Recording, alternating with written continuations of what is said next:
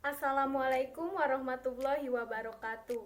Saya Selindawati, mahasiswi dari Universitas Juanda Bogor, Fakultas Keguruan dan Ilmu Pendidikan dengan Prodi S1 Pendidikan Guru Sekolah Dasar. Pada kesempatan kali ini, saya akan menjelaskan materi dari mata kuliah Psikologi Pendidikan. Materi yang akan saya jelaskan yaitu mengenai definisi dan ruang lingkup psikologi pendidikan. Baik, untuk mempersingkat waktu, langsung saja kita masuk ke pembahasan.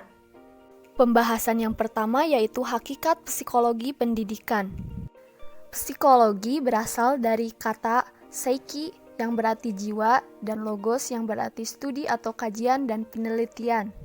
Jadi, psikologi itu studi ilmiah melakukan kajian atau penelitian tentang perilaku dan proses mental manusia melalui metode penelitian ilmiah yang dilakukan melalui observasi, deskripsi, dan eksperimen. Dari psikologi ini kita garis bawahi yaitu perilaku dan proses mental. Perilaku proses mental ini dapat diamati secara langsung. Contohnya ketika berbicara, kegiatan fisik, makan, bermain, olahraga, dan sebagainya. Lalu, yang tidak dapat dilihat secara langsung itu misalnya proses dalam pemahaman, berpikir, mengingat, merasakan, menghayati, dan sebagainya. Selanjutnya, definisi dari pendidikan. Pendidikan merupakan usaha yang dilakukan secara sadar dalam rangka membimbing dan mengarahkan perkembangan anak ke arah dewasa. Kita garis bawahi kata dewasa. Dewasa di sini berarti bertanggung jawab terhadap dirinya, keluarganya, masyarakatnya, bangsa, dan negara. Serta bertanggung jawab terhadap segala resiko dari sesuatu yang telah menjadi pilihannya. Jadi, psikologi pendidikan ini merupakan studi tentang proses belajar manusia yang terjadi di dalam lingkungan pendidikan. Adapun ruang lingkup psikologi pendidikan. Yang pertama, efektivitas intervensi pendidikan. Yang kedua, psikologi pembelajaran. Yang ketiga, psikologi persekolahan. Yang keempat, perkembangan siswa dan proses belajar. Dan yang terakhir, kelompok-kelompok siswa. Efektivitas intervensi pendidikan merupakan keberhasilan dalam suatu pencapaian tujuan yang dilakukan oleh pihak yang terkait dengan pendidikan. Yang berperan dalam pencapaian keberhasilan dalam pendidikan di sini yang pertama, peserta didik sebagai manusia yang belajar. Orang tua, guru, sebagai pihak yang membantu peserta didik dalam mencapai keberhasilan dalam belajar. Yang kedua, psikologi pembelajaran. Psikologi pembelajaran di sini bertujuan untuk memberi bekal kepada para pendidik atau guru dalam kegiatan pembelajaran.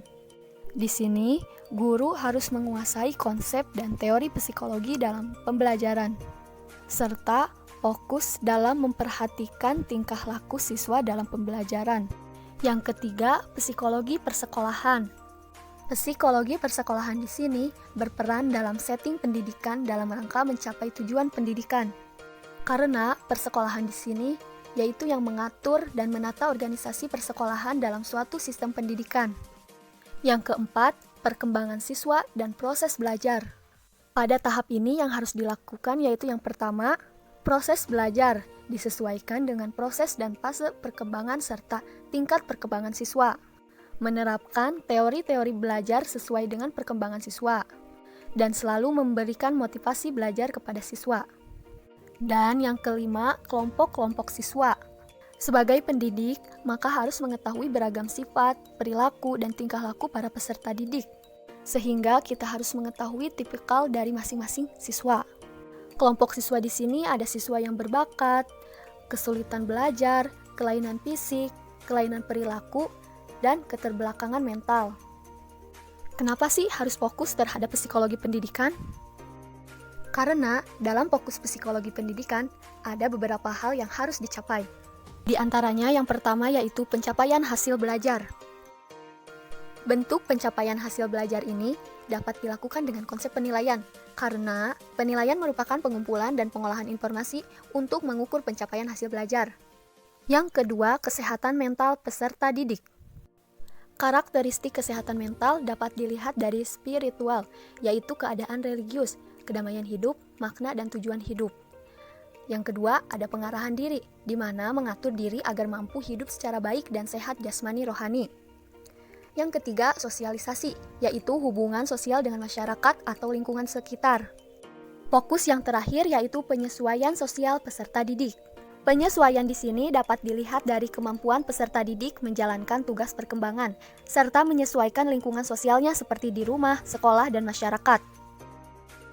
Nah, untuk mencapai suatu keberhasilan fokus psikologi pendidikan, bagaimana sih caranya? Caranya yaitu dengan menerapkan prinsip dan teknik dalam pembelajaran. Penerapan prinsip dan teknik dalam pembelajaran dapat dilakukan dengan psikologi kognitif, psikologi behavioristik, psikologi konstruktif, psikologi gestalt, psikologi perkembangan, psikologi konseling, psikologi sosial, dan psikologi manusia. Pada psikologi kognitif ini, di mana proses manusia yang terjadi waktu manusia berpikir.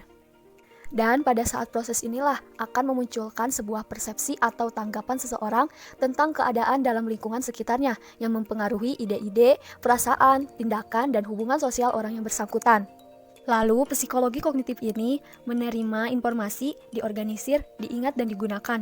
Artinya, teori belajar kognitif ini berkaitan dengan pendekatan pengolahan informasi atau sering disebut dengan teori pentahapan. Adapun proses dalam pengolahan informasi, yaitu pengkodean, lalu penyimpanan, lalu lupa, dan pengingatan kembali. Psikologi behavioristik, perilaku manusia yang nyata. Perilaku inilah yang merupakan hasil dari sebuah pengalaman. Lalu adanya stimulus dan respon. Karena menurut teori behavioristik, belajar adalah perubahan tingkah laku sebagai akibat dari adanya interaksi antara stimulus dan respon. Hal yang penting dalam teori ini adalah input atau masukan yang berupa stimulus dan output atau keluaran yang berupa respon. Oleh sebab itu, dalam pembelajaran, apa saja yang diberikan guru adalah stimulus dan apa yang dihasilkan siswa adalah respon. Semuanya harus dapat diamati dan diukur. Psikologi konstruktif yang berarti membangun pemahaman dan pengetahuan sendiri. Artinya, segala pengetahuan siswa dikonstruksi atau dibangun sendiri oleh siswa. Pada proses konstruksi ini diperoleh melalui interaksi dengan benda, kejadian, dan lingkungan, serta belajar sendiri melalui pengalaman. Maksudnya yaitu, siswa harus mampu mengkonstruksi pengetahuan berdasarkan pengalamannya. Tetapi hal ini besar kemungkinan terjadi kesalahan dalam proses mengkonstruksi. Karena disinilah terjadinya miskonsepsi. Tetapi untuk menghindari terjadinya miskonsepsi ini, maka konstruksi pengetahuan siswa tidak hanya dilakukan sendiri, tetapi juga harus dibantu oleh konteks dan lingkungan siswa, di antaranya teman-teman, buku, guru, dan lainnya. Psikologi gestalt. Pada psikologi ini berarti membangun dan mengembangkan dari alam sekitar, serta memahami objek secara keseluruhan. Artinya, psikologi ini mempelajari suatu gejala atau fenomena secara keseluruhan atau totalitas. Karena fenomena di sini merupakan data yang paling dasar dalam psikologi ini. Psikologi perkembangan. Dalam psikologi ini berarti adanya perubahan perilaku dalam diri seseorang. Perubahan perilaku seseorang ini terjadi sepanjang kehidupannya. Serta psikologi ini berkaitan dengan persamaan dan perbedaan dalam sifat perubahan. Psikologi konseling. Psikologi ini berperan untuk memberikan bantuan terhadap siswa atau individu yang mengalami kesulitan. Psikologi sosial. Psikologi ini merupakan perilaku sebagai usaha untuk berkomunikasi dengan orang lain. Dan yang terakhir, psikologi manusia. Pada psikologi ini yaitu adanya pengalaman khusus yang dialami oleh manusia. Baik, hanya itu yang dapat saya jelaskan tentang materi ini. Kurang lebihnya mohon maaf. Wassalamualaikum warahmatullahi wabarakatuh.